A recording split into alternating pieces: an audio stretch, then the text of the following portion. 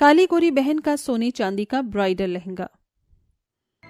जल्दी से रसोई साफ कर दो, फिर पूजा भी करनी है मुझे। अरे ओ कल्लो माई, मैंने चाय बनाने के लिए कहा था, अभी तक बनाई क्यों नहीं? 5 बज रहे हैं, पता नहीं है क्या तुझे कुछ? सॉरी माँ, वो काम करने के चक्कर में भूल ही गई मैं। हाँ हाँ भूल जा, मैंने अगर भुला दिया ना तुझे इस घर से ही बाहर निकाल दूंगी तेरे को, समझी? माँ, कान में दर्द हो रहा है, बहुत दर्द हो रहा है मेरे। मैं अभी चाय बना कर लाती हूँ। बिल्कुल सही किया माँ आपने, ये इसी के लायक है। मैंने इसे कहा था कि मेरा असाइनमेंट बना दे तो इसने मना कर दिया। वो तो नताशा दी, मैंने इसलिए कहा था क्योंकि मैं माँ का ब्लाउज सी रही थी। देखो बहाने मार रही है ताकि आपके काम पर मैं इसे कुछ न कहूँ। पता नहीं क्यों ये काली मनहूस मेरी जिंदगी में आई है। अमृता हाथ उठाने ही वाली थी कि पिता पवन आकर अपनी बेटी को बचा लेता है। अरे अमृता, ये क्या कर रही हो? छोटी है वो, फिर भी अपनी बेटी पर इतना जुल्म करती हो। ऐसी हरकतें सौतेली माँ की होती हैं, सगी माँ की नहीं। तुम्हारा बोला हुआ हर एक काम करती है, फिर भी तुम्हें तरस नहीं आता।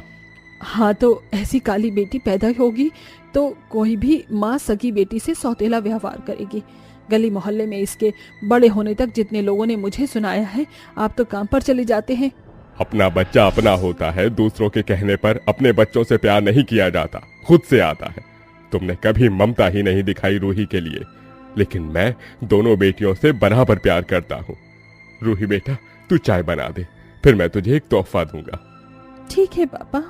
पापा, मेरे लिए कुछ भी नहीं? अरे बाबा, दोनों के लिए लाया हूँ। फिर रूही शाम का दिया जलाकर अपने माता पिता को चाय देती है। फिर पवन दोनों बेटियों को स्कार्फ देता है, जिसे देख दोनों खुश हो जाती हैं। थैंक यू पापा, ये ब्लू कलर का स्कार्फ मुझ पर बहुत अच्छा लग रहा है। मैं गोरी हूँ ना, ये लाल वाला बहुत बड़ा लग रहा है, इसके लिए आप लाइट कलर लाया करो। वैसे ही ये काली है। नताशा, तुम अपनी माँ की तरह हरकतें मत करो। नताशा चुप हो जाती है। अगले दिन दोनों कॉलेज जाते हैं। कॉलेज में शोभित नाम का एक सुंदर और अमीर सा लड़का था जो कि रूही को बहुत पसंद करता था, पर उसकी बहन नताशा शोभित को पसंद करती थी। रूही को देखते ही वो खो जाता है। पता नहीं कब मैं रूही से अपने दिल की बात करूंगा, पर जल्दी ही। ऐसा करता हूँ, नताशा को बता देता हूँ, वो उसकी बड़ी बहन है, मेरी बात जरूर समझेगी। मैं क्लास में जा रही हूँ नताशा दी। ठीक है, तू जा, मैं आज पंख पर हूँ, और खबरदार माँ पापा से कुछ कहा तो। आज तो मैं शोभित को प्रपोज करके ही रहूंगी। ठीक है दी। रूही क्लास अटेंड करने जाती है, वहीं नताशा शोभित के पास पहुंच जाती है। हाय शोभित, व्हाट्स अप? ऑल गुड, अभी मैं तुम्हें ही याद कर रहा था। अच्छा, तुम भी मुझसे कुछ कहना चाहते हो? लगता है प्रपोज करेगा।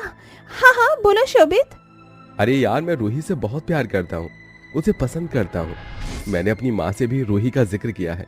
तुम कुछ प्लान करो ना, मैं उसे प्रपोज करना चाहता हूँ, बट कैसे करूँ, डर सा लग रहा है। तुम बड़ी बहन हो ना, इसलिए तुम्हें बता दिया। अच्छा, how could you do this Shobhit? Shobhit को मेरी काली बहन में ऐसा क्या नजर आ गया जो मुझ जैसी गोरी और सुंदर लड़की में नहीं दिखा? पर शोभित पसंद क्यों करते हो? वो तो इतनी अच्छी भी नहीं है दिखने में। नताशा, मुझे उसकी सादगी बहुत पसंद है। लुक्स मेरे लिए मैटर नहीं करते। मैं उसके लिए एक अच्छी सी जगह बुक कर रहा हूँ डेट के लिए। तुम उसे वहाँ लेकर आ जाना कल। नो नो, तुम इतनी जल्दी मत करो, मैं उसे बता देती हूँ, फिर उसे लेकर आऊंगी। थोड़ा टाइम दो मुझे। Okay, take your time, but जल्दी। हाँ। नताशा शोभित के मुंह से रूही की बात सुनकर आ जाती है और अपनी माँ को जाकर सब कुछ बता देती है। अमृता भड़क कर डंडे से रूही को मारने लगती है और वो रोने लगती है। माँ, माँ मुझे क्यों मार रही हो? मैंने कुछ भी नहीं किया माँ, दर्द हो रहा है माँ। मनहूस, सब तू नहीं किया है, तेरी वजह से नताशा परेशान है। क्या जादू चलाया है तूने शोभित पर? तू जानती है ना, तेरी बहन शोभित को पसंद करती है, तो वो तेरे गुणगान क्यों गा रहा है? माँ मैंने कुछ नहीं किया। शोभित और मेरे बीच आकर इसने बहुत गलत किया है, अब ये जिंदा नहीं बचेगी। माँ बस कीजिए, मेरी छोटी बहन को कुछ मत कहिए, जाने दीजिए, हम शोभित से इसकी शादी करा देंगे। रूही, तू मेरे साथ बाहर चल, थोड़ी ताजी हवा मिलेगी तो ठीक लगेगा तुझे। हाँ दी। अमृता नताशा की चालाकी समझ जाती है और जाने देती है। नताशा रूही को मारने के लिए एक नदी की तरफ ले जाती है और धक्का दे देती है। बहते बहते रूही झरने में गिरने वाली ही थी कि एक जादुई परी आकर उसे बचा लेती है। आपका बहुत बहुत शुक्रिया परी, पर आपने मेरी जान क्यों बचाई? वो इसलिए क्योंकि जब तुम छोटी थी तो तुमने एक बार मेरी जान बचाई थी। मैं एक टहनी में फंस गई थी, तो बस अपना फर्ज निभाया।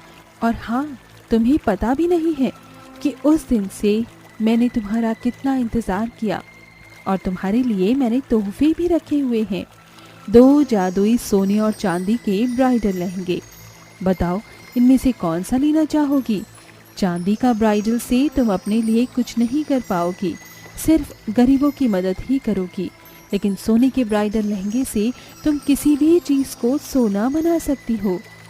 क्या सच? पर ये सब होता हुआ नताशा देखकर रूही के पास आती है। पता नहीं ये कैसे बच गई। बहन, तू ठीक है ना? और ये क्या, ये सोने और चांदी का ब्राइडल लहंगा मुझे भी चाहिए। ठीक है, तो तुम दोनों इसमें से एक एक लहंगा चुन लो। मुझे तो सोने का ब्राइडल लहंगा चाहिए। मैं गौरी हूँ ना, तो और भी खूबसूरत लगूंगी और सारी चीज सोने की भी हो जाएगी, पैसा ही पैसा। लेकिन मैं चांदी का ब्राइडल लहंगा लेना चाहूंगी, क्योंकि गरीब लोगों की मदद करना अच्छी बात होती है। उन्हें खाने पीने के लिए कुछ नहीं मिलता, सड़क पर सोते हैं। तो ये लो। ये कहकर परी वहां से वापस पानी में चली जाती है। दोनों बहनें सोने और चांदी का लहंगा पहन लेती हैं। रूही के पहनते ही वो गोरी हो जाती है। दोनों घर के लिए निकलते हैं। रास्ते में रूही को एक भूखी बुढ़िया मिलती है। बेटी, कुछ खाने को दे दो। जी, ये सही समय है मदद करने का। ये चांदी के जादुई ब्राइडल लहंगे इन्हें खाने के लिए बहुत सारा खाना दे। रूही के कहते ही जादुई ब्राइडल लहंगे से स्वादिष्ट स्वादिष्ट खाना आता है, जिसे खाकर बुढ़िया खुश हो जाती है और रूही को आशीर्वाद देती है। ऐसे ही रास्ते में उसे और भी लोग मिलते हैं जिनकी वो मदद करती है, और पैसों से, कंबल से या खाने से। वहीं घमंडी नताशा घर जाकर जादुई सोने के ब्राइडल लहंगे से कहती है, हे जादुई सोने के लहंगे, जो जो मेरी आंखों के सामने है उन सबको सोना कर दो, और बाहर खड़ी मेरी कार को भी सोना कर दो। ये कहते ही नताशा के सामने हर चीज सोने की बन जाती है। उसी टाइम उसकी माँ भी सामने आ जाती है और वो भी सोने की मूर्ति बन जाती है। माँ, आपको क्या हो गया? आप अचानक से सोने की मूर्ति कैसे बन गई? माँ तो कुछ अब बोल भी नहीं पा रही है। हे भगवान, ये मुझसे क्या हो गया? अब माँ आप कैसे ठीक होंगी?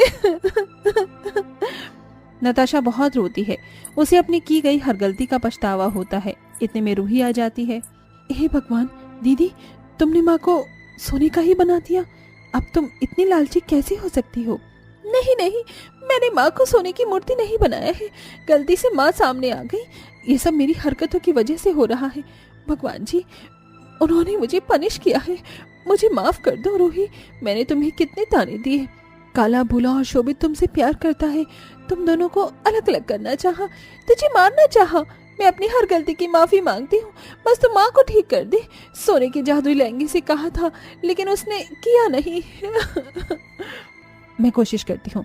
हे जादुई चांदी के ब्राइडल लहंगे, आपको पहले जैसा वापस कर दो। तभी अमृता जादू से वापस इंसान बन जाती है और वो भी माफी मांग कर कहती है, मेरी बच्ची तो गोरी हो गई। मुझे अपनी गलती का पछतावा है। मैं तेरी शादी शोभित से जरूर कराऊंगी। जी माँ। ऐसा कहकर अमृता रूही को गले से लगा लेती है। फिर क्या, दोनों बहनें प्यार से रहती हैं और कुछ ही दिनों में अमृता रूही की शादी धूमधाम से शोभित के साथ करा देती है। फिर वो खुशी खुशी रहने लगती हैं। दोस्तों, मेरी बहन तो सुधर गई, लेकिन आप ऐसी गलती कभी मत करना। हमें कभी अहंकार में आकर किसी का मन नहीं दुखाना चाहिए। गोरी काली बहू ने दिया सास को स्वेटर। अरे बाप रे, ये दोनों बहू कहाँ हैं? आंधी चलने की वजह से सारा कचरा घर के आगे इकट्ठा हो गया है। ये भी नहीं कि हटा दे, मुझे ही करना होगा। अरे मोरी मैया, मेरे घुटनों में दर्द हो रहा है। मीनाक्षी झाड़ू लगा रही थी कि ओले की बारिश होने लगती है, जिससे मीनाक्षी को छोटी छोटी बर्फ सर पर बहुत तेज की लगती है। अरे मर गई, लग गई, मेरा सर पर फूट गया, मेरी डांट। अरे मालती बहू, संजना बहू, कहाँ रह गई तुम? कितनी ठंड बढ़ गई है। मीनाक्षी सिर पकड़कर घर के अंदर आती है और दोनों बहू कहती हैं, अरे माँ जी, क्या हो गया? आपको कहीं गिर गई क्या आप? हाँ माँ जी, आप कैसे कहीं बाहर? बारिश हो रही है क्या? बैठ जाइए आप तो कांप भी रही हैं। अरे राम, दिसंबर का महीना चल रहा है। मैं तो सफाई करने गई थी, पर बाहर ओले की बारिश हो गई। सर पर लग गई मुझे, इतनी तेज से पड़े। मालती बहू हीटर जला दे। उफ, कुल्फी जम गई मेरी तो। मालती सास के सामने हीटर चालू कर देती है, जिससे उसे गर्म आहट मिलती है और छोटी बहू तौलिए से सास का सिर सुखाती है। मेरे बाल में दर्द हो रहा है। क्या कर रही है काली कलूटी बैंगन लूटी? सॉरी माँ जी, आराम से कर रही थी मैं तो। कभी तुझे कोई काम ठीक से हो सकता है? कर लो कहीं की। जा मेरे लिए अदरक की चाय लेकर आ, ठंड बैठ गई मुझे।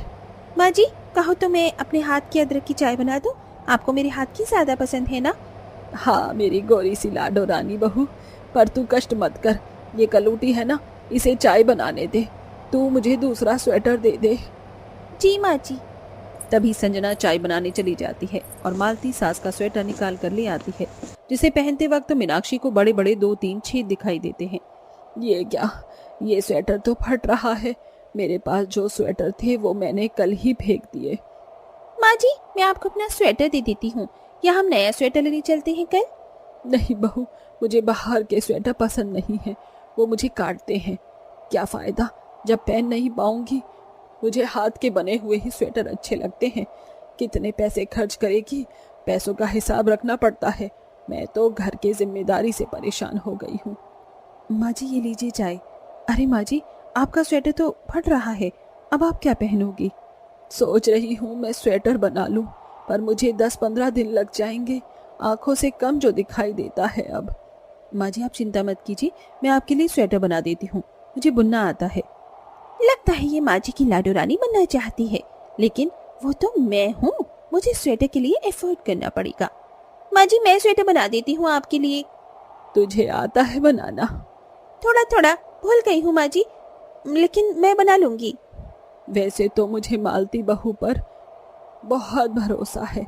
तू मेरा सारा काम बहुत अच्छे से करती है, स्वेटर भी बना ही लेगी। इसीलिए मैं तुझे कहती, पर मैं ये देखना चाहती हूँ कि मेरी दोनों बहू में से कौन ज़्यादा अच्छा स्वेटर बनाती है मेरे लिए। मैं तुम्हें 1 हफ्ते का समय देती हूँ। दोनों में से जो अच्छा स्वेटर बनाएगा उसे मैं एक तोहफा दूंगी। वो तोहफा इस घर की जिम्मेदारी, इस घर की चाबी होगी, और जिसे चाबी मिलेगी उसके आगे तो तुम्हें पता ही है। अरे वाह, ये तो बहुत गोल्डन चांस मिला है मुझे घर की चाबियां हाथ आने का। इस जिम्मेदारी को तो मैं लेकर ही रहूंगी। मुझे एक अच्छा सा स्वेटर बनाना ही होगा। ठीक है माँ जी, मैं इस कंपटीशन के लिए तैयार हूँ। और माँ जी, मैं भी।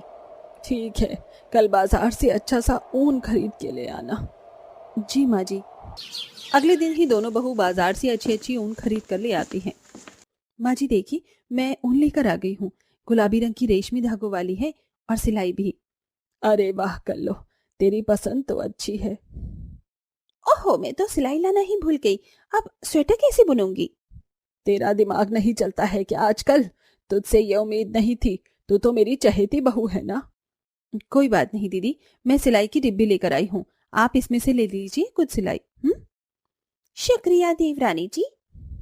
आज से तुम्हारे पास 7 दिन है। स्वेटर बनाने के चक्कर में घर की जिम्मेदारियां मत भूल जाना। असली जिम्मेदार वही इंसान होगा जो घर के काम के साथ साथ मेरे लिए स्वेटर तैयार कर दे। जी माँ जी। अब तो तू गई देवरानी, मैं तुझे ये कंपटीशन जीतने नहीं दूंगी। तेरा किया हुआ हर काम बिगाड़ दूंगी। चाबी तो मुझे ही मिलेगी।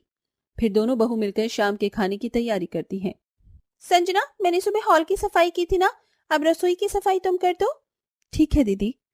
मालती रसोई से चली जाती है। संजना भी रसोई साफ करके चली जाती है।